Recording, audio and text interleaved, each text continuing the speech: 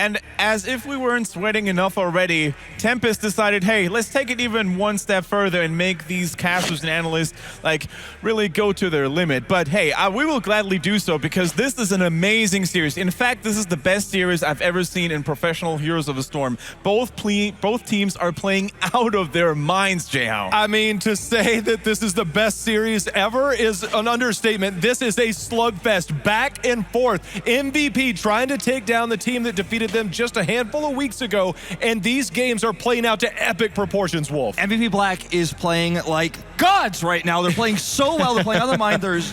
They're taking team fights that I never thought they'd be able to. Rich is playing insanely well. He's playing his Thrall, and I criticized Dami for not having the deep enough hero pool to play Thrall, but hey, he played insanely well in that last game. I was really stressed out about the Li Ming build that we were seeing. No glass cannon, going for safety, and in that last fight, that safety, the double support, kept him alive, and that's how they turned it around. It's a battle of skills, it's a battle of drafting, but now it's coming down to a battle of mindsets between these two teams. As we saw, MVP Black were ahead the majority of that game, but then it started to seem like they were starting to lose that, and a few fights later, Tempest takes the game and ties it up. And Jayhao, do that replay like you've never done it before and show us the first highlight of the game. All right, so this is early on, and this is MVP's dominance. You already see, this is part of the highlight we saw earlier. That's going to force Hong Kono to receive the Ancestral, and this was the early dominance of MVP, but you're going to see the rotation over. The skill shots are going to miss here from Lockdown, but pause it right now. The casters highlighted this in the fact that Li Ming already went Wave of Force. Still, no heroic for ETC, but he is not ready yet. Give him a few more seconds as we see the Sundering come out, and instantly he's gonna lock in. The minute he spots these heroes here, he comes in, power slides, hits the mosh pit, and this was a huge play early to really put things in favor of MVP Black. And this was part of just several parts of early dominance. I wish I had more replays because they made so many great plays early on. They continued the follow-up. 3 members all down there, and just early play by MVP Black, it was dominant. Yeah, really aggressive plays we saw from the isolation, using the 7-sided strike, using ETC, pairing that together, using it very, very well. This is why Koreans ban out ETC in the second banning phase. A lot of people have a misconception that it's because, oh, well, they took Muradin, so they just want to do a tank choke. That's not what this is. It's about the pressure. It's about the mosh pit, the game-changing fights. I'm not sure, did Muradin have landing momentum once more in this game? Yeah, he actually used it to stop a mosh pit, right? Yeah. Jumped in on top of it and then stopped, because we were like, why is he jumping? Oh, okay, it's fine. Right. Never mind. Unfortunately, it wasn't enough for MVP Black to close in that series and take that title here as the Summer Champions. We will have one more game, but we will also have one more replay, Jayhao. All right, so Caldor said, where did it go wrong? Let's pause right quick, and we're going to see the reason why this is a struggle. Okay, it's 20-19, and this is a moment to where we have a Dragonite, 100% health, and they're going to be pushing Threatening Keep. But positioning is key for MVP Black. Now, first off, Lockdown up here trying to get the skill shots in, not necessarily landing early on. Kyocha trying to run in and take down the keep. This could have been a game-winning moment, but Sign is in very deep. It's pulling focus away, but also Rich, here it comes. In comes the shot from Lockdown. There it's gonna hit, and now we see Rich in all kinds of trouble. They isolate him, the dwarf toss in, and now it's gonna force Rich to drop back. Dami receives the ancestral healing, and that is positioning. Sign is forced to retreat, but all it took was one fight under a keep, where generally you see Kyocha ignoring the fight, running in. That Dragonite possibly could have stayed on, but the fact that they lost a hero that early, and you can see Sign using Bolt, but that was the beginning of the end. This is why I say in Dragonshire, if you can make it, if you can outlast the Dragon Knight that late in the game, you're down 20-19. Li Ming helps there. The double support help. If you can outlast that and you can get to 20 yourself, all it takes is one team fight, and we saw a back and forth like we will never see again. That was phenomenal. That was the best game I think we've ever seen in Heroes of the Storm history, and this is going to be the best series. How many finals have gone to Game 5? No, I think this might be the first one, the first big finals in a championship like this that actually goes all the way. Most finals are one-sided. Not today. That was a great game, and I'm getting super hyped. And you know what, guys? The final battleground in this Grand Finals Best of 5 is going to be Towers of Doom. Oh, so man. you know what? This time, we're not going to have any crazy core rushes or anything like that because it's simply not possible. This will be all about team fighting, rotations, and securing map dominance. Talk about the most strategic map in the game, rotating this, understanding that the changes, the 1st and 5th now have 3 altars spawning. If you can use those to your advantage, you can get a huge up on your opponent. Towers of Doom, the ultimate mind game. Tempest already played a crazy awesome game on Towers of Doom versus E-Star. I am so stoked to see our final game be on this battleground. I thought Inferno would be the best game. I was wrong. Curse was better. I thought Curse would be the best game. I was wrong. Dragon got insane at the end and it was better. I'm so ready for this game, guys. All right, let's take a look at this first ban because in other regions, it would be a Viking lock-in here. Take it away. You don't want Vikings on this map, but in Korea, we don't see this map very often. We very rarely see Vikings. I think Black played Vikings against a Chinese team in a different tournament. Wow, Tracer ban coming out. Did not expect that one, but we're not going to see Vikings in this list, I don't think, unless Tempest has been hiding it for the specific map in this final game, this Game 5. And they go for Falstad, Lockdown's favorite hero by far. I mean, the respect ban against Tracer, though, is something we don't see every day, do we, guys? No, never. They want an even playing field. I think this is what this is about. They want an even playing field because they know that they've won up against MVP Black face-to-face, toe-to-toe, over and over with their team fights. And keeping Tracer, keeping that weird strategy off the board, I think is a good first start for Tempest. Tempest likes to choke hold the bell towers on this map. This is how Koreans play this map. They will get a bell tower, defend it, threaten with it, pressure with it, escort pumpkin minions down it to get the core shots. So I think we might see a specialist picked up here early on. Definitely. Which specialist is it going to be? Maybe though? Azul pick? Maybe Azul could be good for rotations. Sylvanas there for the taking. I mean, those deadly rotations empowered by the Black Arrow is certainly something to look out for, Gilly. Yeah, Sylvanas is a key to how they were able to defeat E-Star when they finally won a big team fight in the late game. Even though they were behind initially in shots, they all of a sudden took all 3 bell towers, something you rarely see in competitive play. That's so right. that is a potential definitely for Tempest. The question is, are they going to highly prioritize that, though? Because that's not how they draft normally. But on this map specifically, I think it might be a good choice. Tastar coming out. Sonya's still available. And listen, Duck gets Tastar, Lockdown gets Falstad, and you get Dami on Sonya, and it becomes like the unbeatable trifecta of Heroes of the Storm for this team. And I would like to see Sonya chosen here. I think you're spot on. I think that they need to go with what they know, in the sense that what they know is winning for them. Dealing with something like a Tracer diving into that backline, they know that that's off the table. Are they afraid of anything that they might have studied from MVP Black? Maybe they have some type of strategy they want to be weary of, or taking Greymane for themselves. That's exactly what they're doing.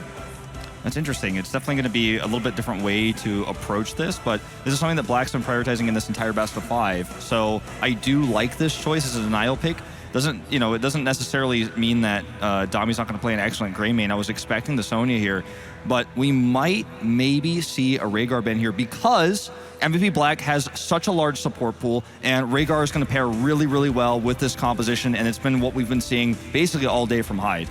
When I think of Falstad and Greymane, I think of 2 really good Viking hunters. So I also think maybe it's a little bit of deterring. They know that MVP Black can play Vikings. They have before, especially at the Gold League Grand Finals versus E-Star. They busted them out, although not to the greatest of effect in that game. But Greymane was kind of the bane of the existence there. Yeah, I really want to point to the Rhaegar ban here. I think it's just so smart, given the composition that we see from Tempest already.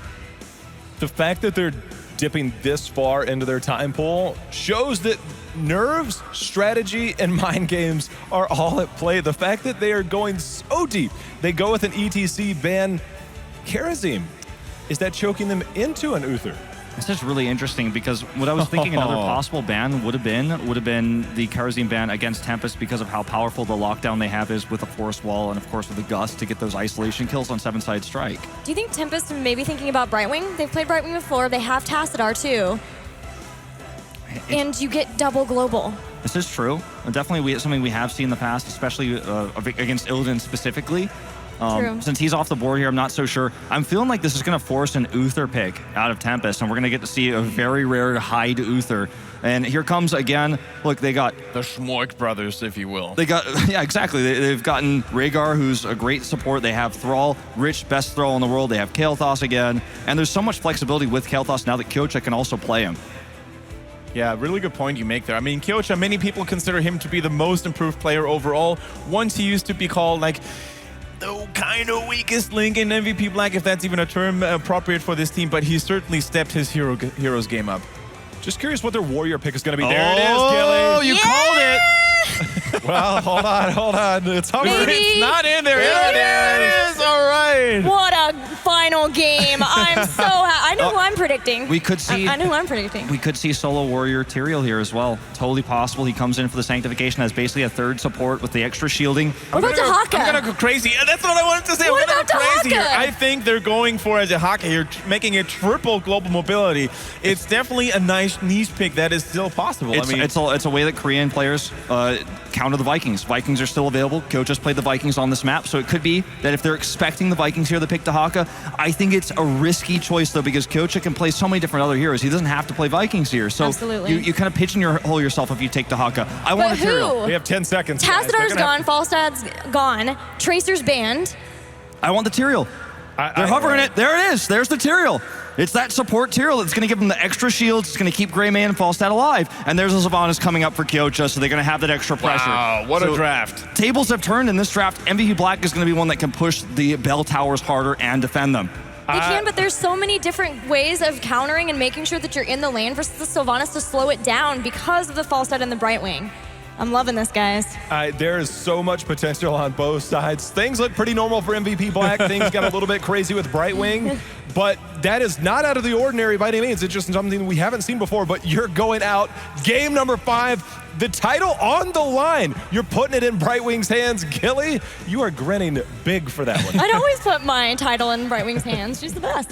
And I gotta say one thing now, guys. You see that hashtag HGC down there? You just use that hashtag right now. You hop onto Twitter and you do that tweety tweet, beep, boop, boop, and you let us know which team is going to take the title of the world champions here. I mean, Team Tempest, are they gonna cause another upset and beat their grudge rivals, MVP Black?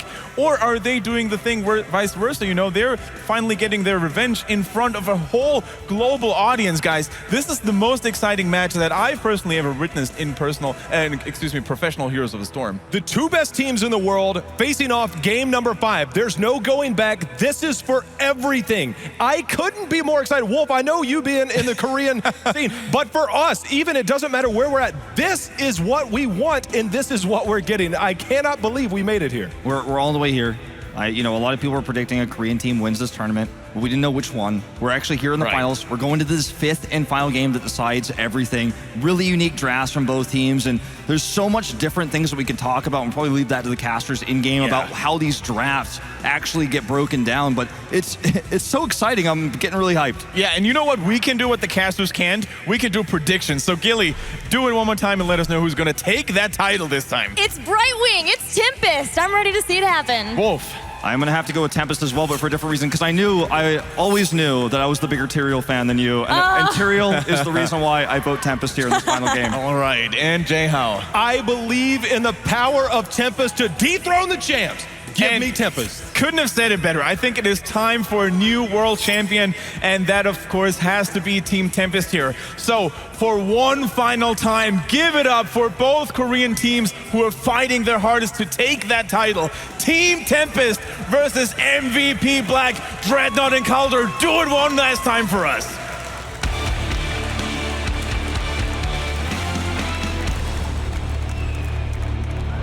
The best series on the biggest stage. This is Heroes of the Storm. One last map, Dread. It's the 5th map, and it all comes down to Towers of Doom. We are ready and we are hyped. Yeah, and this is going to be absolutely disgusting. The series between these two teams, I just can't handle it. This is absolutely beautiful. To the left side of the map, it is, of course, the team that made this 5th map happen. It is Team Tempest with Dummy on Greymane, with Hong on Tyrael, Lockdown on Falstad, Hyde on Brightwing, and Duck on Tassadar. And on the red side, the team that wants to keep their title is going to be MVP Black, with Kel'Thas played by Sake, Rich on the Thrall, Mary Day going to be on the Rhaegar, Sign on the Murden, and Kyocha on the Sylvanas. And look at these comfort picks. Lockdown on the fall set. That's where we want him. Yeah. Duck on the Tassifor. These 30 force walls throughout the entire game. And we have Thrall played by Rich. This is going to be fantastic. The final map in the series.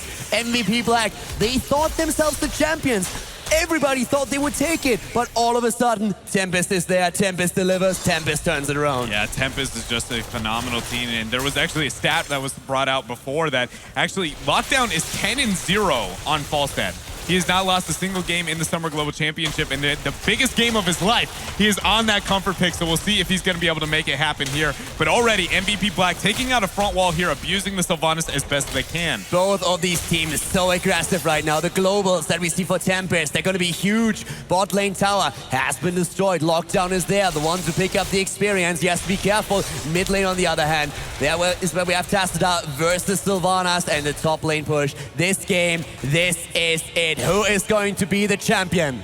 And one thing I really want to point out is in Sylvanas' build, she went Mercenary Queen at level 1. This is not, it's taken on a very rare occasion, and this is going to be really important for MVP to baby in the saplings, to escort them in to get the extra shots onto the core. And let's face it, if you take this town, you take it on this map. Yeah. Yeah, it's just going to be interesting to see if they're going to be able to gain value out of it. But Sake is going to be under pressure. Sake, is it going to be the first blast? It is! Tempest takes down Kel'Thas. Sake is dead. Lockdown, Dami and Hong, they retreat. They secure their first kill in the last and final map of this best of 5 series. And all 3 of the shrines are going to be spawning here in 25 seconds. The double global is on the hand of Tempest. Expect them to be trying to abuse that as best as they can. But right now, they are just in such a great position. Momentum in their favor. And look at Dami actually hiding in that chokehold, abusing the Fog of War. I think you can expect them to try and make a rotation here and get a big play. Yeah, that is exactly what he's going to be looking for. But once again, keep in mind, the first and the 5th wave is where we have 5 tile altars spawn. Dami, on the other hand, he was looking for the play. He's not getting it. He is being chased. They actually turn around. He is able to survive this situation. Meanwhile, Brightwing has captured in the upper left shrine. Now she is teleporting over to Hong Kona in the upper right. Falstad getting the delay in the mid one. For the time being, guess what? That double global is going to secure Tempest 2 out of the 3 shrines here at the beginning of this match. They take the lead early on the game, but they lose Tassadar. MVP Black, they jump on him in the mid lane, and Doctor cannot escape. It's a decent trade for them, though. 1 hero for 4 additional points on the core. Yeah, and here we go. We see them moving on to the Sapplers for MVP. See if they can abuse a little bit of that Mercenary Queen. And they are right now in a controlling position into this matchup. Look at that level 4 talent for Tyrael. We have even in death. How do you like those apples? Even in death is such a unique a talent that isn't taken too often, but I do love when we ever get to see it have some of the play. And it's actually like really interesting to see it, considering that he is basically the main tank for the team here. Yeah, expecting that he's going to be dying, but trying to benefit his team after his death. I want to see what he moves on to at level 7 here. But again, MVP with this Sylvanas, with the Mercenary Queen, is going to be going in, and look at the value it's going to be getting. Oh my gosh, just dominating that. Fairy Day even giving it the heals because it's going to be able to gain so much value.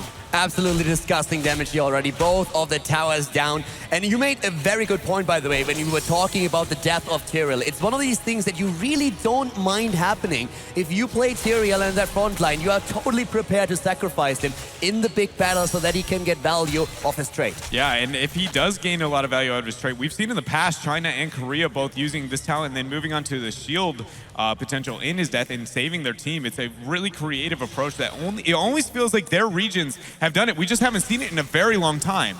Yeah, and now in the time being, Tyrael, of course, waiting with a level 7 talent. Look at that Vision Duelist on the other hand. That's great for Dami here. They want to go for the stacking damage. They're going to go all out. Throughout this series, we have seen a huge focus on the Quicksilver Bullet, trying to have that extra safety, and then, of course, combo it with level 20, the Hunter's Blunderbuss.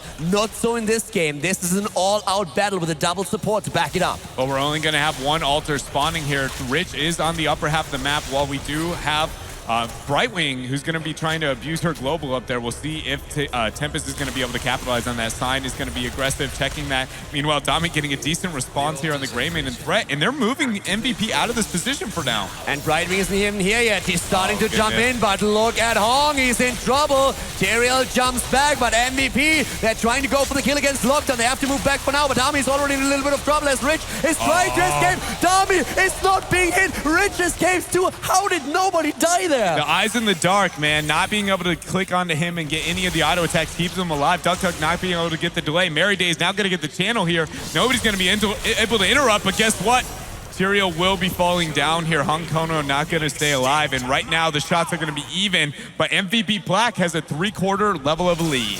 We have MVP Black with the shots fired against the core. 32 points versus 32. The extra kill against Tyrael, of course, a nice bonus as well. And they are trying to push these lanes. It's all about the bell tower control. Once that you are able to pressure your opponent, once that you are able to get the more value out of Sylvanas, out of the Mercenary Queen, out of her trade, of course, you can push the pressure on Tempest, but they are trying to abuse these globals, and they are strong on this map. Yeah, and Falstead's the only one, and now Tyrael responding, but watch how much damage these Oh my goodness. God. And the flank coming out from Sign there, the damage onto Hong Kono. Are they going to be able to get it? No, but they are already now securing their position on the advanced to level 10. An absolutely fantastic job by MVP Black to baby these camps straight into the structures, and the Mercenary Queen of Sylvanas provides the extra damage. Heroics are already out. MVP Black, they must be mad after the last map, and they are a team that have shown several times today already that they can bounce back, even though it's not really a position they find themselves in very often. Yeah, and now they are trying to escort once more these little saplings on the bottom half of the map. They will provide threat to the core. Tempest is not even level 10 at this time. Meanwhile, Hyde is in the 1v1. He doesn't have Blink Heal quite yet. I don't know if he's going to be able to survive this. Yeah, Rich is very much trying to take him down, but Hyde looks like he's going to be able to escape. On the bot lane, on the other hand, Sign might be in trouble. Dami goes in. Dami goes in deep, but the tower is in the hands of MVP Black and shooting immediately to slow down the approach. Yeah, and now the Shrine spawning on the bottom half, there is an entire fort to stop the rotation. You're forcing Tempest to make the fight through this chokehold, but guess what? MVP Black realized this is going to be moving up and trying to take advantage of this. This is a rough spot if you're in the side of Tempest. They have no ability to abuse their globals. They don't have necessarily the greatest teamfight composition in the world, and they're already down an extra shot if they do manage to capture it here. Another thing to watch out for is, of course, that force wall against from Duck. We've seen some disgusting force walls, and there's another one. But Kyocha jumps away, and we have position for Tempest on the shrine now, on the altar. They're going for the channel here. MVP Black, they're getting ready to jump on them. Yeah, they're taking a lot of damage, and you see Hyde trying to keep everybody alive. Brightwing's passive heal mixed with their Blink Heal might not be enough. Shield is going to be going on to Lockdown. I'm surprised they aren't using that onto Dami at the Greymane. It feels like typically when they run this strategy, they worry about him. Keep in mind, it is usually on Sonya, but I would like to see the Dami get a little bit more credit here, and they go in on the Brightwing, and he is obliterated. Brightwing is down, and they want more than only one. Can they go for Tassadar? They kill Kalthas first. It's a 1-for-1, but then it's the death of Tassadar that turns it in favor of MVP Black once again. Falsten is also dying. MVP Black, they survive on Sylvanas. Kyocha barely alive. The channel is happening. They have 5 bell towers. That's 5 damage against the core. But at the top lane, or in the middle, we still see the damage against Hong, and Tyrael is dead. Yeah, he's going to be falling down, and the shots are secured for MVP, now putting the core of Tempest down to 27. They have an entire level lead over their opponents. Sylvanas is just now spawning, moving on to the saplings. You can expect them to be trying to abuse the Mercenary Queen as best they can. It is a rough spot for Tempest. They've only been in a situation to abuse their globals on the shrines once. It worked out for them, but if you aren't going to be able to keep up at this point in the game and to take the team fights as the shrines become singular, you're going to have a hard time. Tempest is in a rough spot, so you could say they are in the comfort zone right now. Yeah, pretty much. Just, get level 20, make the carry. Mary Day under pressure here, but are they going too far? Guys in the dark, Dami making plays. They're going to get the TP. And they're trying to turn it around against him. Brightwing is dead, so it's a trade after all, but it's not over yet. Sign gets jumped. Can he escape? He has sanctification already popped, and they're going for it. It's the death of Meriden. A 4 4 versus 3 as Tempest moves back. Level 13 talents ready on the side of MVP Black, but Tempest, they want that tower and they are going to get it. Dami is an absolute monster. He's a beast. The fact he's a beast because he's on Greymane. I see what you The did fact that Wolf can talk about his lack of ability to play Thrall, which is perfect analysis and is very true. He does struggle on that hero, but when you put him onto things like Greymane, and I see him with these heroes, I'm not like just the standard Sonya that he does so very well, and he makes plays like that. My mind is just blown. This guy seems like he can play anything and everything and make 4 versus 5, 3 versus 5. Honestly, I'm pretty sure he can 1v5 at this point. And to be absolutely honest with you, the one thing that really scares me the most is that he has the Wisdom Duelist. If they can keep him alive, think about the damage that he can put out once he has completed the stacking process. It is going to be absolutely brutal. It is, and now we see the double shrine going to be spawning the aggression here. Teleport coming out. Hankono forcing the Sundering, the polymorph coming out. Rich! Gotta be going down. Rich is dead, and again, Tempest, they are bouncing back. It is unbelievable. There comes the Ancestral on And side. Wailing. And the Wailing actually popped very earlier. That's the cooldown lost already. Locked down a little bit far out here. There's the force wall. The tank is popped. They go for Sign. He jumps away, and Dami pokes in, pokes out, but still the channel not completed, and both altars are still up, Dreadnought. Yeah, they're going to be trying to zone off of this one because they do have the globes to get back if they need. They haven't even burnt the Gust in this situation. They're going to be aggressing on, but Dami onto the backline. That's going to be one going down for him. Sake is now in his sight. Meanwhile, the beautiful dodge there on the disengage. Gets the kill with the blast. That's unbelievable. Once again, Sylvanas is dead. Did you see Murin jump in, by the way? He had no hit points, and he did it when the heal was just barely through. Now it's a double kill against them, though. A triple kill. Thrall is dead, and Dami is getting stack after stack after stack. How do you deal with Dami at this point? Sign, you need to be getting out of here. Give up these shots.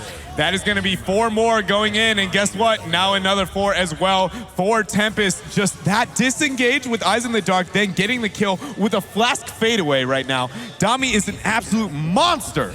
He is fantastic on this hero, that damage output. And we have right now, he's not even the highest damage dealer in the game at this point. It is still Sylvanas with 33k. If things continue like this is going to change very, very soon. 27,000 for Greymane, for Dami, and it is absolutely impressive what he is able to do with this hero. And now we're in a position where we see Saplings moving into the upper half. MVP is rotating heroes to be able to deal with it at this point in time. Saplings down for MVP, also threatening down below. I would like to see a little bit of clear and pressure as well for Tempest to get value out of theirs, right? They're about to get the 16 tier, getting that advantage out of the Saplings, and also their XP advantage is something they need to be looking to do right now as Brightwing Stokes in the upper half. Talons on 13, imposing will now. We have the Flow Rider already Falstad trying to go for that cooldown reduction here. The fight at the bot lane once again.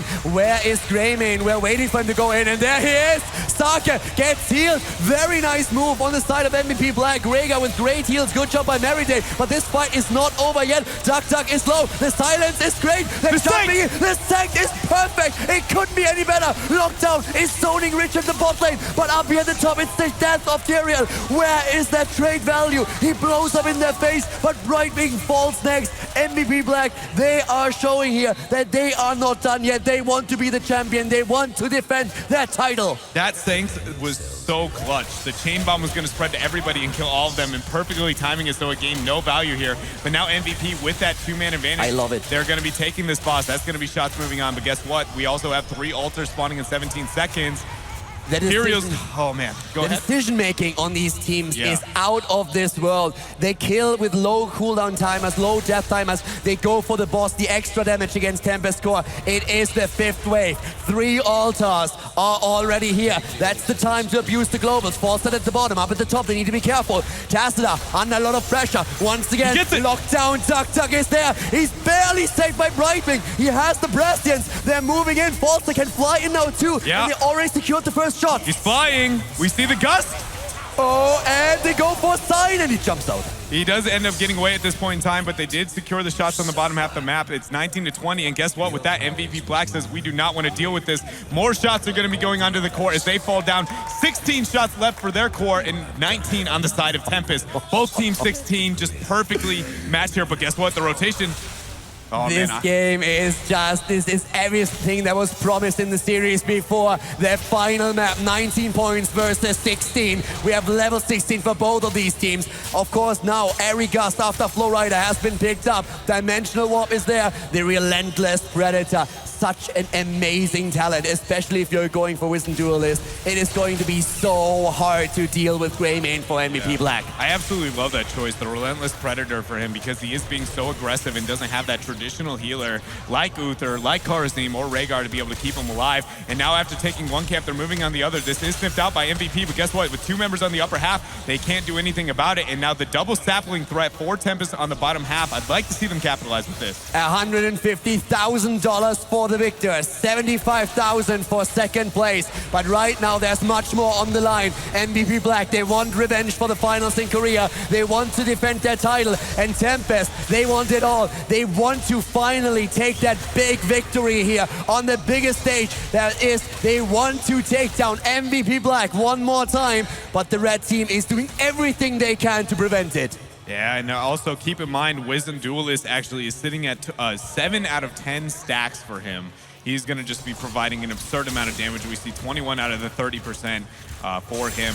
The multiple shrines is only going to benefit Tempest, so yes. we do see the double shrine. They are close enough that the double global will not gain nearly as much value, so they need to be worried about the team fight here, not trying to get the split in any way, shape, or form. And so you see all the teams making that rotation in the bottom half, trying to get the posture up over their opponents. Very impressed so far by the Tyrael as the main warrior as well. I was doubting it a bit going into the series. It looked a bit shaky, but right now these tanks are just top-notch. They are fantastic. Rich in trouble. Rich is down the kills every single time. Unbelievable. Once more that kill. They're trying to turn it around with a good lockdown, but there's the force ball. We've been talking about Duck all day long, and he is isolating them. 2 of those altars are active. Both are being channeled, and MVP Black is falling farther and farther behind. Yeah, that sanctification perfectly timed so that nobody was removed, specifically Greymane, Dami, from that Sundering, so he was able to confirm the kill onto Rich there, securing both of the shrines now for them. They have 19 shots for Tempest left toward their core. Meanwhile, MVP Black is looking at 2 shrines with the current bell tower status. MVP Black is not getting the fights they want. Yes. Not at all. They are just constantly splitting them left and right. It's a lot like we saw the Cursalo game. With the Tracer getting the split, Tempest couldn't deal with that situation, and now MVP Black looks like we want this straightforward fight, but what if you never get it? Like, Brawl is always zoned out. There's always a hero that zones him. He's never really part. He, of course, is looking for that Sundering flank, but he is nowhere near of getting it. They are hoping for a perfect engagement, and they really need one because they're level behind right now. We have the same amount of kills, though, and at this point, again, the Zappers are moving in, but this time they don't destroy the structure, and there comes Tempest. Again, it's the death of Kel'Thas. Here comes the Sank, and Tempest is riding that momentum train so hard. They go for Kyoja, and he is down. There comes also the Mighty Gust. They're isolating everybody. Thrall is dead. Meriday is dead. They go for a sign. He jumps out. Lockdown is trying to kill even him. It's a quad kill. Tempest is everywhere. They're in a position now where they're going to be worried about the bell towers securing more shots to their next altars. There's no boss up for them at this point in time. This map works a bit different in the sense that actually structures are one of your best bets. Outside of like Sky Temple's the only one that does that, but we are in such... Oh my god, look at level 20 on Tyrael. Look at it. It's the Holy Arena. 25% more damage. God. Dami is completely going to lose it in these fights. How much? He's gonna hit for like 1,000. Also, keep in mind, boss is now spawning. That's only going to be 3 shots. They are going to secure this bell tower as well. That's going to be 7-1 and actually threatening shots onto the core of MVP. MVP Black is asking themselves right now, where is the surrender button? button? Think of this boss as a game. Where is the surrender button? They are scared. Here it comes. They're going for it. The Holy Arena is being dropped. Shots fired on all ends. This should be it, ladies and gentlemen. There come the shots, and they are desperately trying to get the towers back. It does look like it. There we go. One more. It's done. This game. This is Team Tempest taking the victory against MVP Black. The 3-2 in the final match of the day. What a perfect series. What a perfect story. They win the season in Korea, and they win the grand final. They are the summer champions. And well-deserved for Team Tempest. Absolutely playing out of their mind, falling behind in this series, It was like the story of their Super League, struggling a little bit early and then coming in and showing that MVP Black, you are not untouchable, you are merely mortal because we are the Summer Global Champions. We are Team Tempest, and how perfect is it that Dami didn't even die once in this game? The only hero in the entire setup. Look at these boys. They played so perfect. There's Duck. These force wheels, these force walls, they have been absolutely out of this world. And Lockdown on the false stat again, just being a monster. Oh gosh. Ladies and gentlemen, your summer champion, it is Team Tempest! Very well done. I mean, these guys deserve every ounce of it. I am blown away at their performance in this tournament. I mean, this was crazy. It was crazy. I mean, think about this series. They take the first map and it looks good. Then all of a sudden, MVP Black, they wake up. Literally in the middle of game number 2, they wake up, they turn it around, and they body them. Time after time, they take game number 2, they take game number 3, and all teams lost. That draft goes bad for Tempest. Black is where they want to be. They are so close. And all of a sudden, out of nowhere, Tempest turns it around, ties their series, forces their 5th map, and then it's just them, like, they went completely off the rail there. Dami just played like an absolute monster. He was a player coming into this tournament. I think a lot of people questioned what he was going to be able to do, and he just looked every one of the haters in the eyes and said, sit back and watch this. That was phenomenal play from him. Just every single player on the team. You got Dami, you got Honkono, Lockdown, Hyde, Duck. What a fantastic team, the summer champion. It is Team Tempest, and what a performance today. We couldn't have asked for any better games here. But this is the best series that I've ever cast in Heroes of the Storm. I would say without a doubt the best series ever in Heroes of the Storm, and without a doubt some of the best team fights in games as well. These guys just played just out of their minds, and I can only imagine the thought process that MVP has to have at this point. I mean, it didn't end in Korea. They thought it would, but it just didn't.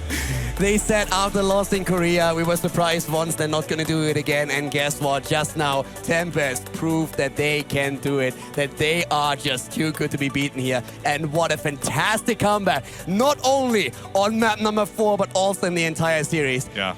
Dreadnought, fantastic games. Yeah. Was a pleasure. Was. We, of course, the panelists are going to talk about it soon. Pleasure as always. Good job, and let's hear what the panelists have to say about this amazing victory in the Summer Champions.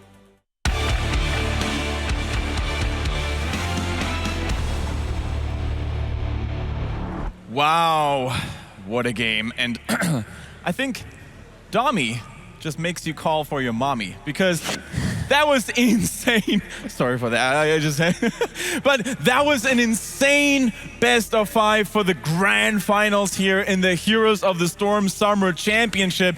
We have never seen a tight series like this. It went back and forth, both teams just slamming their fists against each other like boxers in a ring in the 12th round. This is insane. And I don't even know where to start. Which place to highlight, which place to commend. Guys, help me out here. I think it all goes back to Dami. If I heard correctly, not a single death. I tweeted this earlier when I saw this. We got basically support material with the support talents coming out, the extra shields. Brightwing and Tastar, he's never going to die, never dies. His Wise and Duelist goes out of control. He carried that game off the backs of his teammates. His teammates gave him the power to actually destroy everybody without dying a single time. Brightwing paid dividends, so did Tyrael. I think that they set it up around Greymane. We talked about the ability for Greymane to make plays. He did just that. And we want to see that first replay, JL, because maybe we get to see some of the wild action that Greymane brings to the table. Oh, you do for sure. I want to pause this right away. This is MVP. It's 32-27 in terms of core damage. Thrall is dead, yet MVP is wanting to deny this. They feel that they have the safety at their back to be able to deny this altar. Lockdown giving a little bit of body position as we start to roll this forward. The force wall, as they were just talking about, were phenomenal. Let's pause it real quick, because this is where the being able to be enabled is for them to be able to dive in, and you see Honkono going in. Let's start to roll it forward as you see MVP sign in a lot of trouble. He goes back. Dami's going to retreat, but MVP isn't done. They're going to try and re-engage. Avatar is going to be up right about now. That's going to enable Sign here in just a minute for him to go ahead and dwarf toss in as this continues to go forward. It was kind of a weird fight for MVP to take, but they weren't afraid to take it. He goes in, he pops drops Avatar, he goes. But look who is on the back line. Gets the first kill, continues to assault. Now Brightwing shifting in. This is a huge point. Go ahead and slow it down here. Goes ahead and lands it, and bang, lands it right there. To be able to enable Greymane there and to be able to follow that up with Brightwing was what it was. Oh man, I'm at a loss for words. The amount of plays that they made were unbelievable. So guys, I know that we had to miss out on the confetti moment, so I have a little present for you guys. I found some confetti, so here you go. Hey! Okay, so actually just Wolf got them all. Yay! No, definitely cool stuff. I mean, Jay-How, you were on a roll here, so why don't you go ahead and take on replay number 2? All right, go back real quick. Before we ever look at this, you see, roll it forward just a few frames. You see a little bit of sparkle coming in right here on Dami. He is going to go in. The minute he gets this shield, he's going in. He knows he has the power. He is doing work. Sake gets the Ancestral, but not in time. The Sanctification comes in. Dami continuing to be a threat. The Polymorph on to Rich. The assault continues. Here was one of the force walls we talked about, isolating the team. The return of the Wailing Arrow, but Kyocha, roll it back one more time. I want to watch Dami again, the MVP. He is an absolute monster as he goes in. Watch him on the top. Kyocha stands no chance as we see Dami go in. Forget the silence. Dami comes in, secures the kill, and this was how they were able to finish the game. The Mighty Gust. We're not done yet, guys. Dami going in, getting another kill onto Rich. Mary Day in a lot of trouble. Who's there? Dami. I don't think we can state it enough. His Greymane play was absolutely unbelievable. Absolutely unbelievable indeed. And you know what? We're being joined by one of the victors, and not just any victor. It is Lockdown from Team Tempest, the new world champion of the summer season in Heroes of the Storm. First of all, congratulations, Lockdown, on your victory against MVP Black, your eternal rival, if you will. And if I'm not mistaken, you used to be a part of that team in the past. So how does it feel to win against your former teammates with your new team? 네, 락다운 선수 일단 우승 축하드립니다. 그리고 그 MVP 블랙이라는 뭐 어떻게 하면 보면은 뭐 영원한 라이벌일 수도 있는 MVP 블랙을 이겼는데요. 또 팀에서 나오고 나서 또 MVP 블랙을 상대로 우승하게 돼서 기분이 어떠신가요? 다른 팀이 아니었어도 엄청 기뻤을 것 같지만 일단은 정말 미드 팀이 안 갈 정도로 저희 팀원들이 잘해줘서 지금 너무 이거를 표현할 방법이 없는 것 같아요. We're really happy. Like the feeling that we have is beyond like explainable. It's insane, and we would have done it against any other team, but it still feels pretty good. It's actually hard to doubt that because your performance in this grand final was immaculate. Now, another question for you, Lockdown. We've seen that Dami played out of his mind in the last game. What is it that makes him so strong on that Greymane, and what do you do to make him look good? Because the whole team backed him up in that one. 그 마지막 경기에서 다미 선수의 그레이메인이 진짜 미쳐 날뛰었거든요. 근데 그거를 그렇게 만들어주기 위해서 뭐 어떤 역할을 하셨나요? 그리고 팀원들이 어떻게 백업을 해줬나요? 저희 팀원 이제 탱커는 앞에서 잘 맞아주는 역할을 훌륭히 수행했고 저는 이제 거기에 맞춰서 같이 딜을 넣을 수 있었고 일단은 기본적으로 다미가 엄청 잘했어요. 자기 자신을 이게 팀원에 관한 믿음이라는 것도 필요한데 그런 걸 가지고 난 나에게 축성을 줘 이런 소리만 하고 그냥 들어가서 잡아버렸거든요. So obviously, like the tank was tanking really well. The support was healing really well, but mostly it's the trust we have between us. Basically, Dami would just go in and be like, "Oh, just give me a sanctification." That was about it. And then like, none other words are needed to make the execution happen. All right, and I'm sure there are many more questions, so I think it's time for Jay-How to drop one here for Lockdown. As much as I have a question, I want to hear from Wolf. Wolf knows this team in and out, and I think I really want to hear from Wolf right now. All right, I got two questions. One's a really serious one, and one's a little bit more of a fun one. The first question is, Dami avoids playing Thrall. He just doesn't seem to like the hero, doesn't feel comfortable on the hero. Why is that? 그 다미 선수가 쓰라를 쓰진 않는데 그 뭐 이유가 있나요? 쓰라를 저희 팀에서 좋은 형으로 보고 있지는 않아요.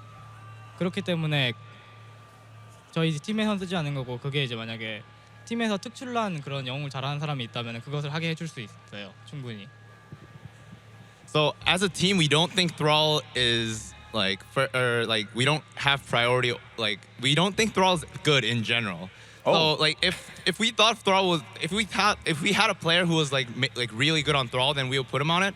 But right now, like we just don't think Thrall's the solid champ or hero. All right, you heard it, guys. Green cheese is apparently not more a thing here from the world champions. Wolf, go for your next question. All right, the next question is, I noticed that on Foul side you don't use skins a lot. Why is that? Because the Stormlord Falstad skin is the best. Why don't you use skins very often on your Falstad, since obviously you are the best Falstad player in the world? 그 폴스타트 하실 때 거의 기본 스킨만 쓰시는데 이번에 그 폭풍군주 스킨이 엄청 좋은 걸로 알고 있는데 왜 폭풍군주 스킨 안 쓰시나요? 제가 스킨을 아예 안 써가지고 무엇이 좋은지 몰라가지고 팀원들한테 물어봤더니 그냥 해적 폴스를 쓰라고 얘기를 해서 그렇게 쓰게 됐어요. 만약에 폭풍군주가 좋은 걸 다 알고 있었다면 제가 그걸 사용했을 거라고 생각해요. So when I usually play, I don't use any skins. And for the last game, I asked my teammates about like which Falstad skin is really good. They just suggested the pirate Falstad. But if I knew Stormlord Falstad was like awesome as you could put it, Wolf, then I would probably have used it. Okay, thank you very much for that answer. Congratulations again on your win. All right, so that was it. Of course, the winners are known. It is Team Tempest, a team that came seemingly out of nowhere, being, of course, built by Lockdown and his brother Hyde, a strong backbone, if you will. And one last time, we're going to take a look at the bracket of this playoff stage here for the Heroes of the Storm Summer Championship.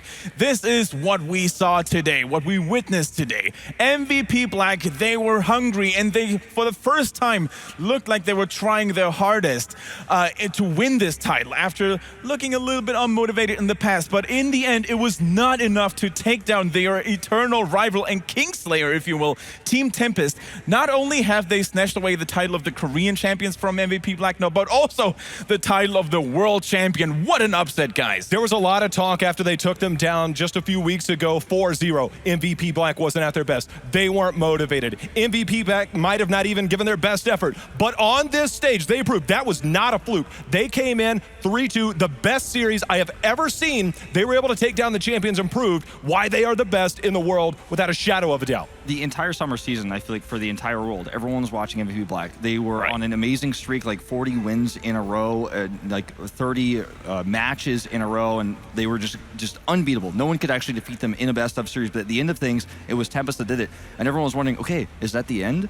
Is that the end for Black? Is the reign over? And finally, they go through the entire tournament without hitting Tempest, and at the very end of the tournament, Tempest defeats them again, proving that the champions that were last season champions were destroyed here in that fifth game, and history was made. The entire season, everyone's thinking, Black's gonna win it again. No one can touch them. No one can stop them. Only Tempest has been able to do it. And what a ride for Team Tempest this entire summer season, because they started out the Super League losing to TNL pretty badly, losing then to MVP Black when they got to the playoffs finally too, but then they started having some amazing series, one versus Mighty that was just out of this world, and then they beat TNL, beating MVP Black, coming into here feeling confident, maybe a little nervous to be on the international stage, but proving that they are the best team in the world. All right, so we've had a long week behind us, but let's be honest, a week can never be too long when it is filled with high-class Heroes of the Storm on a global stage, of course, such as DreamHack Summer here. And one last time, I wanted to hint you that, of course, we have a little bit of a special offer going on very, very soon. From June the 24th until June 27th, you will have a free weekend. That means you get to play which hero you ever wanted to play, and you level them up to level 5, and you get those 500 bonus gold. It is a great moment to actually tell all your friends, or even if you're new to the game in general and you're watching for the first time, you know, this is your chance to play all the heroes and get familiar with them. And of course, since we're already on it, play Greymane, by the way. Oh, play Greymane, please, and copy everything that Dami does for sure. But also, we wanted to mention our sponsor, The Score Esports. Check them out on your phone, check them out on your computer. It is by far one of the coolest apps when it comes to staying up to date in terms of Heroes of the Storm, esports in general. You name it, they've got about it, so give him a try. Also here, of course, on behalf of everybody involved, Blizzard staff, casters, analysts, DreamHack personnel, everybody did a fantastic job. And most importantly, we would like to thank you, the viewers out there, for making everything possible. You guys are the real heroes of the storm. See you in the next season. Of course, BlizzCon is ahead of us, and I can't wait to get back into the action. For now, once again, thank you very much, and see you in the Nexus.